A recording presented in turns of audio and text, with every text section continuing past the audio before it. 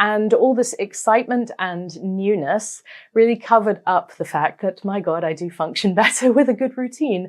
And it was only post-diagnosis that I... Well, I think it's the same for ADHDers as well, isn't it? It works well to have a routine as an ADHDer, but it can be hard.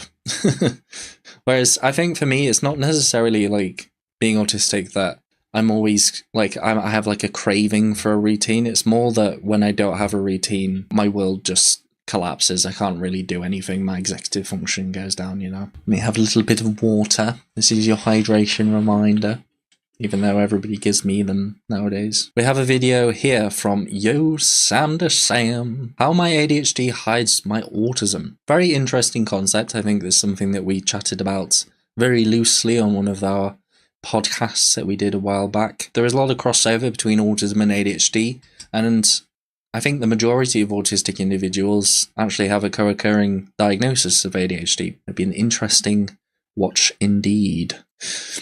Hello everyone and welcome back to my channel.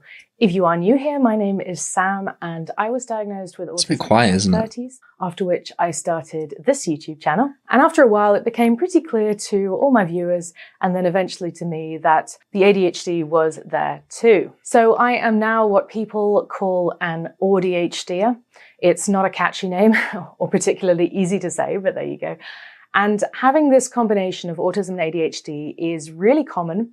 It's way more common than you'd think, although a lot of people still remain undiagnosed one way or the other. And I believe this is because one of the aspects of having both autism and ADHD is that they kind of appear to mask each other. Now, I don't really want to use the word masking, although that's what it is, because autistic masking and ADHD masking are something quite different, but they kind of hide each other. And so today I want to talk about the way that my ADHD presents and how that hides a lot of my autistic traits from the outside and really hid them from me for many years. And I think this might also work the other way, so let me know if you'd like a video on how my autism hides my ADHD traits. That might be something interesting.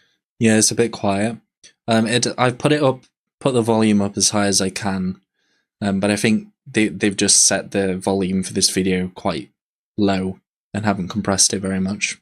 Interesting topic though. I'm looking forward to diving into this. Something interesting to explore as well. And of course, this video is my experience only. There are many different ways to be autistic and ADHD and ADHD. This video is not a diagnostic tool, but maybe some of you relate to some of the things that I say. So some of my prominent ADHD traits are talkativeness, novelty seeking, what I call the non-stop brain train, and impulsivity. But I want to be clear, these traits do not cancel out my autistic traits, but they can appear to hide them from the outside. And that's what we're talking about today, is the outside perception, right. Because inside they coexist and, to be honest, not always very happily. And this is why I believe that ADHDers are quite distinct from autistic people or ADHDers, because we don't fully relate to either. And that can lead to us having quite a lot of imposter syndrome even after diagnosis. Okay, so I think that's a really interesting point, because I agree.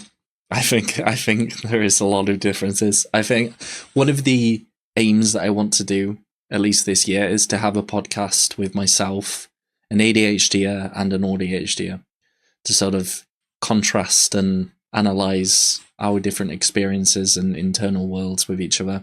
I think that'd be really interesting. And it's kind of one of the issues as well, particularly that I find with sort of the idea of learning for experience from content creators, from people on Instagram, from people on YouTube, is that if they do not talk about themselves being ADHD or autistic, and it's not really something that you've clocked, when they're talking about autistic experience or ADHD experiences, you know, that they could lead you to sort of misunderstanding or sort of characterizing exactly what autism is, you know. Can you lower your own volume? Sure, I'll do that. How is that? I think that's better, isn't it? You know, I'm not saying that there is no points at which you can empathize and like have similar experiences, but I think it's definitely something worth having in mind when you're watching or reading something from someone who has a different diagnostic profile to yourself. You know, could you perhaps turn on video closed caption? I think you should be able to do it on live. I don't want to add it on live because when it comes to making the clips, Some people want to see the audio captions, and my face, my video thing sort of hides the captions on screen. I just want to highlight, I'm not saying don't listen to ADHDers, if you want to learn about autism. I think it's just worth keeping in mind, particularly when they're talking about specific autism things or specific ADHD things. If your experiences with either do not really align with theirs, it might be worth sort of doing a bit more digging, listening to some more people, sort of getting a fuller picture on that. Just want to highlight that, because I'm not saying that that you can't listen to them about autism. Okay, so let's talk about my traits. Talkativeness. This is something that varies within me so much to the point where I don't even know whether I could consider myself an introvert or an extrovert anymore. I don't think that label is relevant to me. It's really contextual more than anything as to how chatty I will be on any given moment. In certain situations, I will struggle to stop talking, and in others, I might struggle to say anything or join in a conversation, especially if I'm in a group setting. But excessive chattiness isn't really seen as like a social deficit by society, though, is it? It's a little bit more socially acceptable to be on the chatty side. Yeah.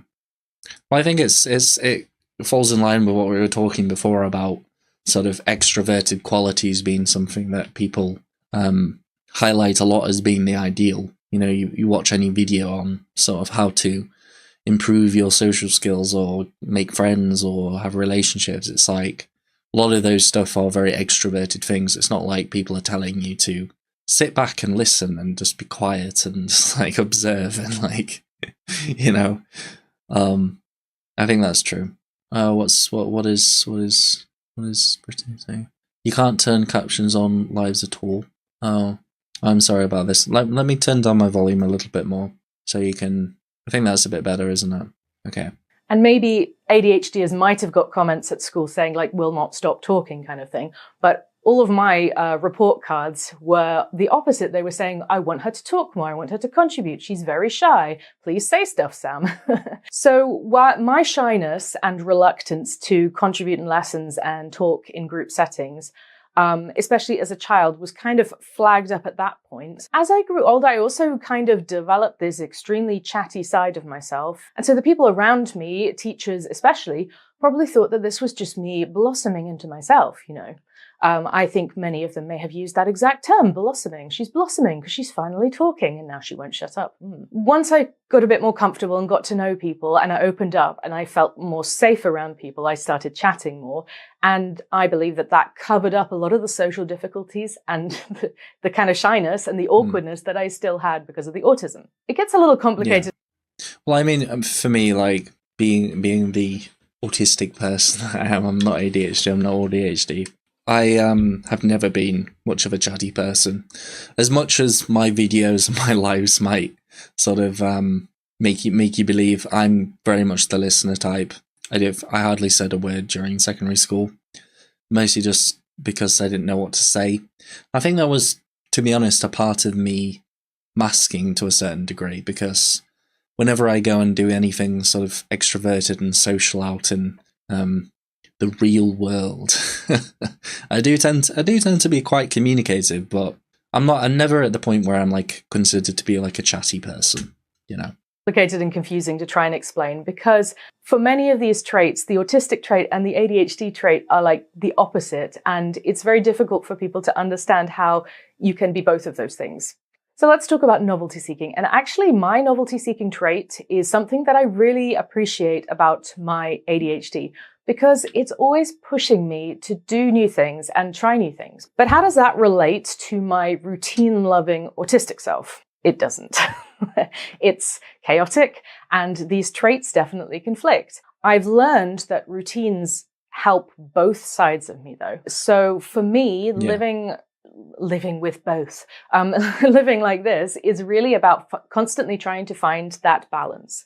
But from the outside, I don't think I look like a particularly routine-oriented person, or at least I definitely didn't before kids. Once you've had kids, and especially if you do have neurodivergent kids, routines are life. Routines are the only thing that keep you sane.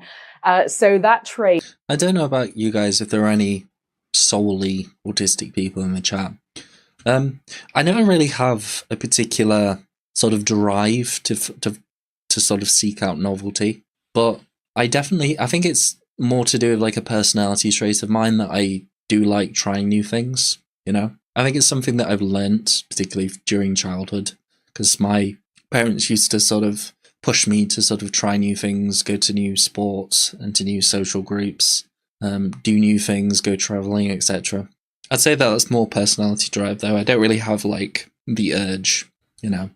Although when it comes to like being distractible and wanting to like sort of, you know, struggling to kind of get started with things, I think that's something that I definitely struggle with myself. Traits in the context of my life right now, that trait of routine orientation is like very, very prominent in me, and I might seem a little bit less of a novelty seeker, but that's not really the case. And novelty seeking is the reason that I have many and varied special interests, although it doesn't really look like a typical autistic special interest profile.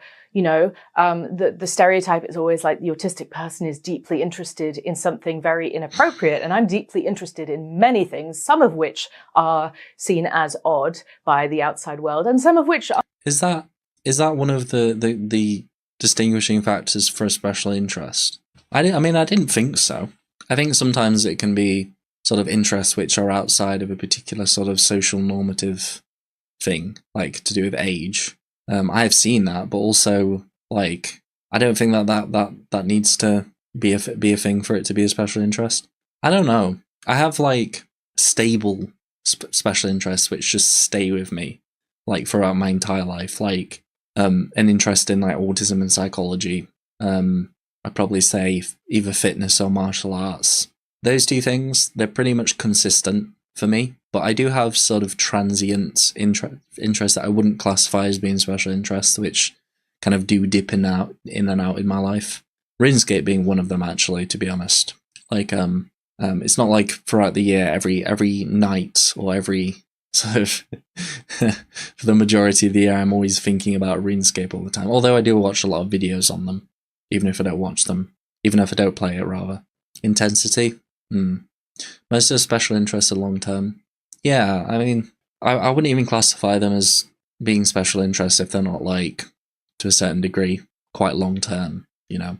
But I don't think it's necessarily that they need to be considered inappropriate by society for them to be that. Do you know what I mean? For ADHD, I have major special interests and minor ones as well. Would you not call the minor ones just interests? I'm not saying that you're wrong. I'm just querying. Girls who have special interest, I'm not saying passions this time around, in certain celebrities to an unusual intensity can still fly under the radar. Interesting one. Same with ponies and horses. Indie survival game Valheim. Yeah, it's something that's, I suppose it's like a consistent part of my life, but I'm not always engaged with it. You know, it might be that although I'm not playing RuneScape a lot, I'm watching like an odd video here and there on YouTube about RuneScape. Don't know why. It's just like force of habit. Which are not seen as particularly odd, but it's the intensity that I pursue them with, which is kind of common to both autism and ADHD. But from the outside, I look like quite a well-rounded person because my novelty seeking is driving me to say, well, that looks interesting and that looks interesting. And then my autism is leading me quite deeply into those. And I was thinking about this, and I actually believe that my novelty seeking is why I kind of grew out of, and I don't want to use that term too lightly, but certain autistic traits. The novelty got the better of me in the end. And a lot of this happened around the time I was 18 or so. You know, when I left school, I did a little bit of traveling on my own, discovered new food, discovered wine, discovered places, sensory seeking, novelty seeking. And all this excitement and newness really covered up the fact that, my God, I do function better with a good routine. And it was only post-diagnosis that Well, I think it's the same for ADHD as well, isn't it? Like, it's not, like, it works well to have a routine as an ADHDer, but it can be hard. Whereas I think for me, it's not necessarily like being autistic that I'm always like, I have like a craving for a routine. It's more that when I don't have a routine, my world just collapses. I can't really do anything. My executive function goes down, you know? Like that with Fallout. Yeah. You deep dive into the universe, the lore and stuff. Yeah. Thomas's live streams are also a special interest. Oh, that's nice to hear. I had a special interest in psychology since age 12 and somehow still barely understood autism until age 41. I mean, give yourself a break, I suppose. Like, psychology is a very wide sort of area. And I think when it comes to, like, the personal lived experience elements of any sort of diagnoses or concept, I think it's sometimes a bit different to, like, sort of the medical kind of psychological view of stuff, if I'm not wrong. Monotropism for the win. Oh. I really understood why, and I really began to put things into place, things that supported me. Because to be honest, during that period of novelty seeking in my late teens, early 20s, I was kind of a hot mess. You know, like I don't want to say I let the ADHD win, but it definitely was given a chance to, like, I let it out of its cage for a bit. And I think when you have both, it's really important that you find balance in your life. Yeah. So the next trait that I want to talk about is the ADHD non-stop brain drain. And this is also an autistic trait, I think. Yes. It feels internally like it's more on the ADHD side of me, which is why I've put it here.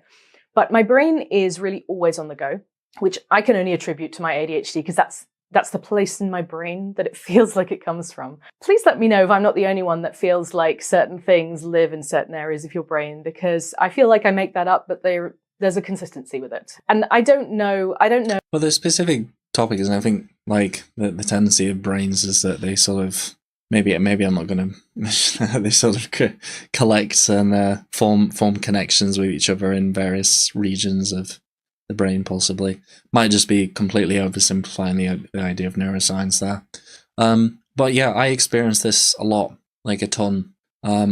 The scientific name, the actual concept that they're referring to, is this idea of the default mode network. The default mode network is basically a state at which your brain is at rest, but also not. So it's a state where you're resting, you're not particularly focusing on one single thing, but you're still experiencing this kind of flow of thoughts that just kind of pass through your brain. A lot of the practices around meditation actually do a lot to reduce that noise. So that might be something if you are finding that it is draining you, because it is draining, it uses up energy even though you're not focusing on one thing. But meditation can very much help prevent yourself from getting into that default mode network as much. It's also very active in people with anxiety as well. Default mode network is fascinating, and it seems to regulate a lot of how I perceive and experience reality. Yeah, it kind of it's a very irritating state of being. I do not like it. I think that's mostly because I'm a monotropic creature. I very much like when I have one single focus in my brain, but I think the stresses of everyday life kind of, kind of get in the way sometimes. It's like you can't just sit down and focus on one thing because you're worried about the next thing that you've got to do on your agenda and whether you're making time for it. And, there's all sorts of different stimulus in your environment that's sort of boding you into diverting your attention from something, Ugh. I plan my day in moments rather than time frames, make plans for spontaneity. Yeah, I mean, planning it in times to not have anything is good. It's a good thing to do. If you really like that sense of novelty, give yourself like a time frame. Give yourself like a little block in your calendar to just do whatever you want. His monotropic power is over 9,000. Yes, it is indeed. I mean, it varies. I don't know if this constant overactive brain is, autism or ADHD really, but what it does mean for me is that any difficulties that I do have as an autistic person, my brain is sort of compelled to make sense of them, understand the issue and problem solve to the extent where I end up finding solutions for these things. So yes, I do have social difficulties, but my ADHD plus masking, and masking is one of those things where for a lot of people, especially throughout your teen years, it's like a problem solving thing. And you solve enough problems, you learn to mask. And learning to mask has got me to a point where I would say, exist quite normally. I know the word normal is a loaded term, but I can exist quite fine in a variety of social situations.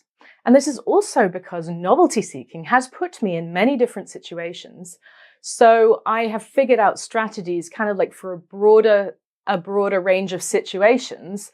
And my nonstop brain train is like, choo choo, figure it out. This isn't scripted. Whoops. And of course, I want to point out that this is exhausting, and it still takes considerable energy because you are not socializing from a kind of like natural point of view. You are still running the programs of thinking, what's the situation? What am I in? You're problem solving as you go.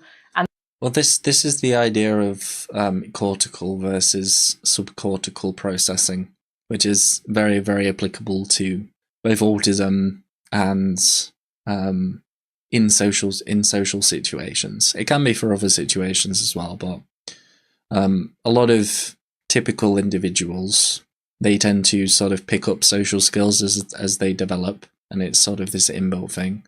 Whereas for us, particularly when it comes to masking or interpreting someone else's indirect behaviors, communication, all of those aspects, it's something that you've got to think about. Like, it's not really something, like, people say stuff like, go with your gut on stuff, which could be, it doesn't really make much sense to me to do that, because I don't, when making a decision, I usually think about it.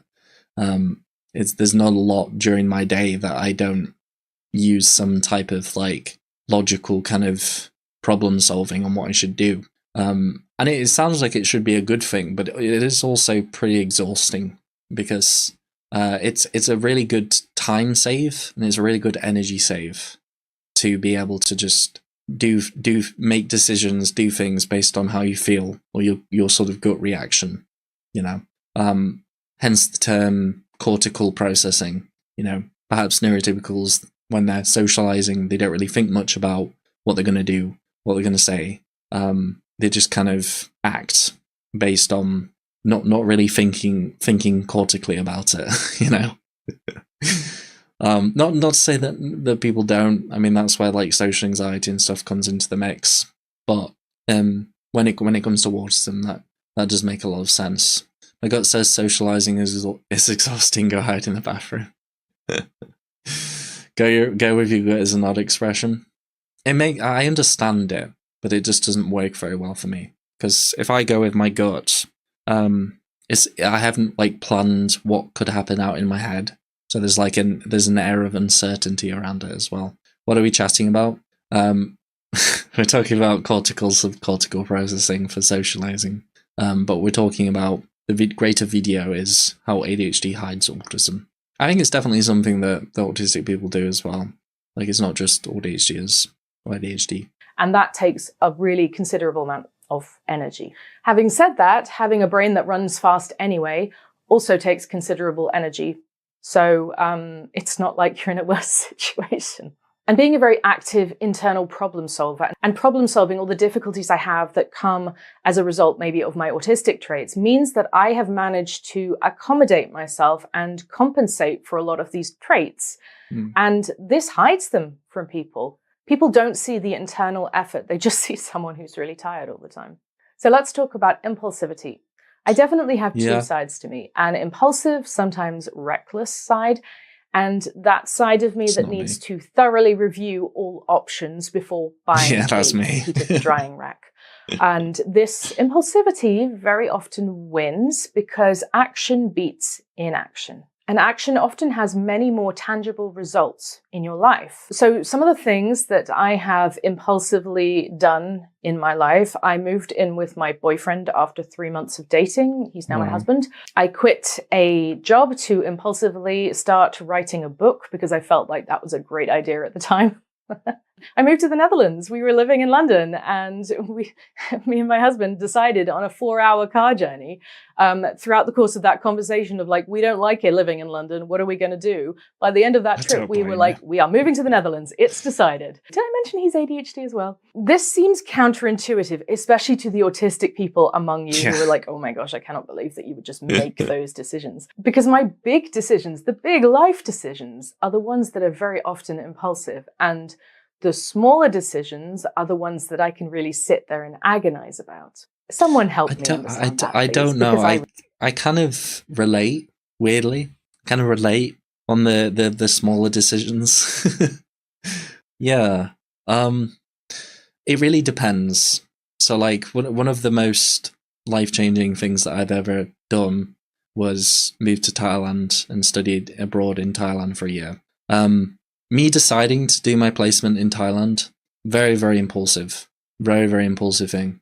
Turned out great. It was a good idea, probably. Going traveling was also fairly impulsive. Yeah, I kind of relate a little bit. I think I don't know whether it's impulsivity though. Like it's like someone just presented me with options and just went, okay, I'm going to Thailand. I think I probably thought about it quite a bit, but I think sometimes a degree of impulsivity or like just kind of going for it kind of attitude sometimes helps in situations where, you know, there's not really a right answer. You know, you do kind of want to do this. You're not too sure. You're a bit anxious. It's like, just do it kind of a mentality. It can be helpful sometimes. Thailand trip to me was motivation. Yes, I have seen the beach. I've been to the place. I've been to the beach. Actually, it was interesting. Oh no, I had the option of going to the beach, but I decided against it because it was like really touristy. Apparently, I love the beach though. It's great. It's a good film. No idea you went to Thailand, so no idea you were Thai. I'm not Thai. Being that impulsive would freak me out with big decisions. Yeah, I've got to be in the right headspace to be impulsive, which is not very often that I am. Because I really don't. But the impulsivity of my ADHD side gives my life more flow than it otherwise would. Yes. If I agonized over big life decisions the way that I agonize about drying racks, I'd probably still be living with my parents in the first job that I could get post-graduation. I don't think I would have moved anywhere. And I really don't want that to be disrespectful to people who are also in that situation, because the reality is I would be there if I didn't have a big dose of impulsivity within me. And that's not to say if you're in a situation you don't like, make the first impulsive decision. Like, I'm very aware that there are probably impulsive decisions I've made that I've just blocked out because I don't want to talk about them on the internet. Well, I mean, the reason why I have a very dodgy knee is because of an impulsive decision. So yeah, I guess so.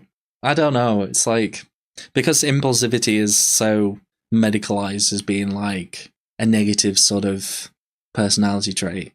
I don't know if talking about it in terms of impulsivity is the right way to describe it. Maybe just a healthy dose of wanting change, doing something new, maybe. What happened to your knee? I got peer pressured and I gave in to peer pressure, and I was going to be left alone sort of at this bike shop. We were going to go to this waterfall and everyone had got bikes and I got a bike and they fell off around a corner and I swerved to avoid them and went about, I can't remember, I didn't really clock how fast I was going, but it was very, very fast, and smashed into a railing. Moped went into flying over the railing into a bed of ants. Yes, that was enjoyable. Not. It was actually not too bad. Like, the actual crash wasn't too bad, to be honest.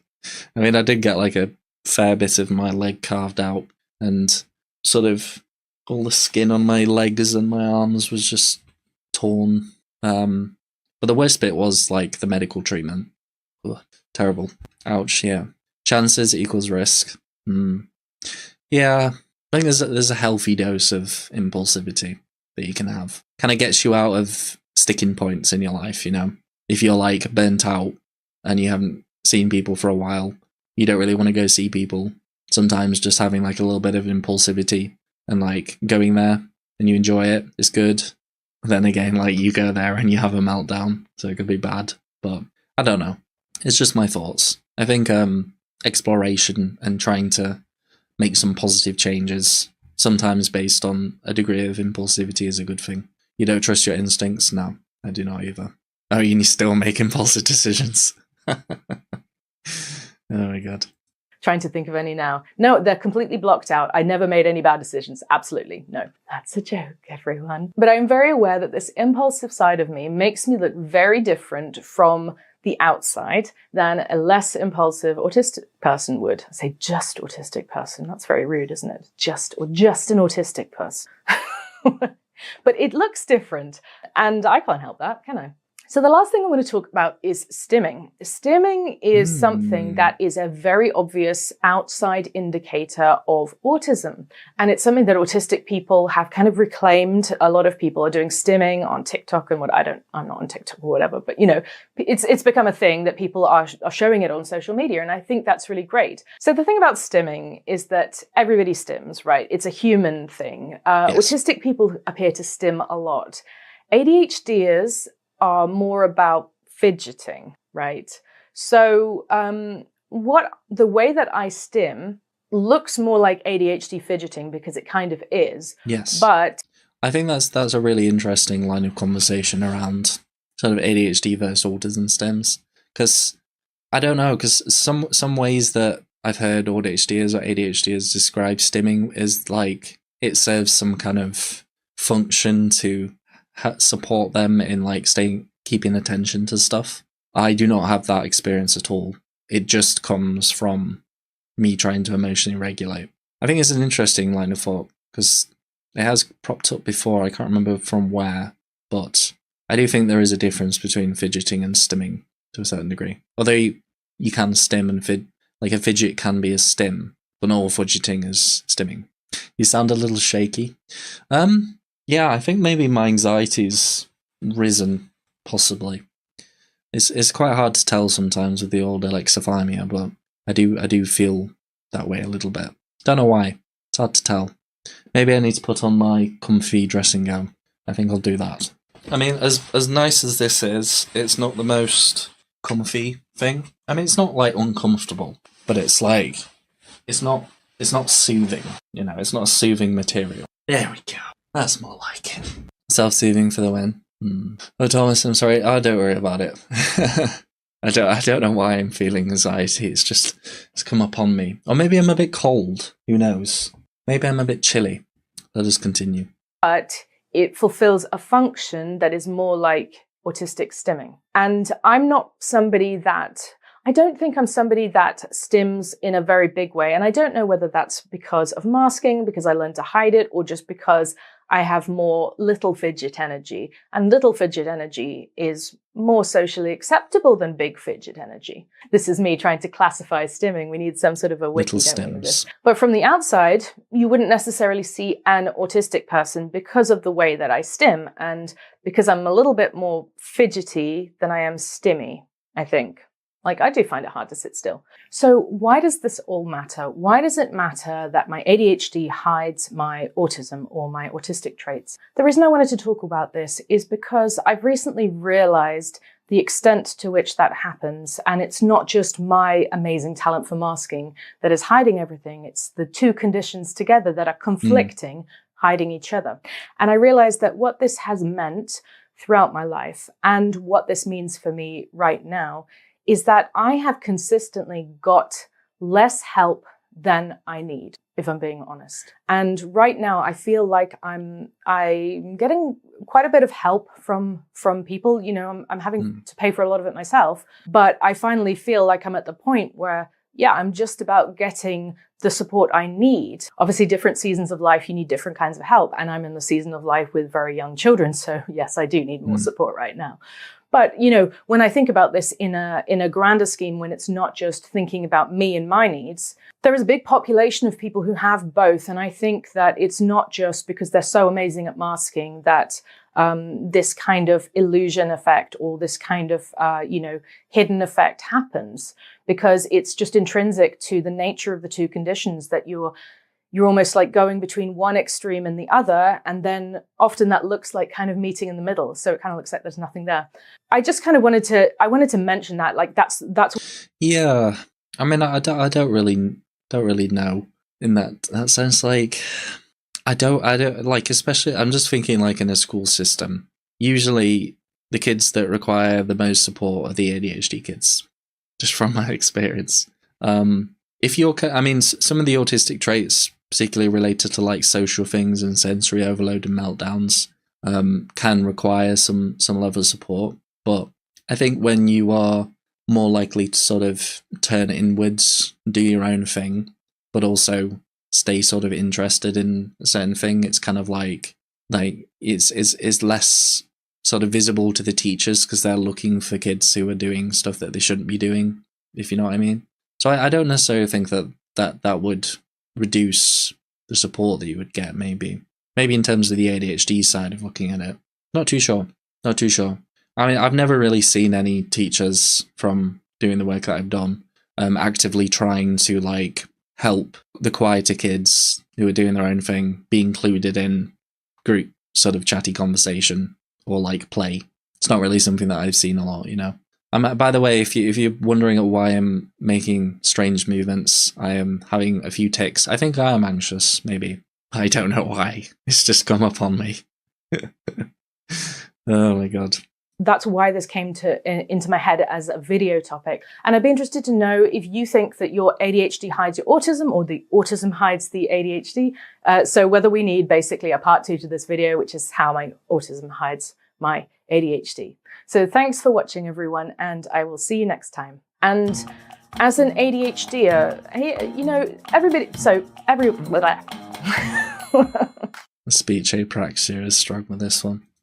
Well, that has been How ADHD Hides My Autism from Yo Sander Sam. Gotta say it like that. It's an amazing Looney Tunes reference. Yeah, I mean, I will definitely keep this video. I'm just gonna save this video in the log, because it would be cool to have a look at that at some point, so we can see the other side of things. But please make sure to go over to Yo Sam's channel. Drop him a subscribe, drop him a like, give him a comment, let him know that I sent you. And if you are enjoying my little streams, consider liking, consider subscribing, and consider becoming a member for as little as 99p a month. Get access to a lot of, all of the uncut streams that I do, as well as early access to some of the videos that I put out.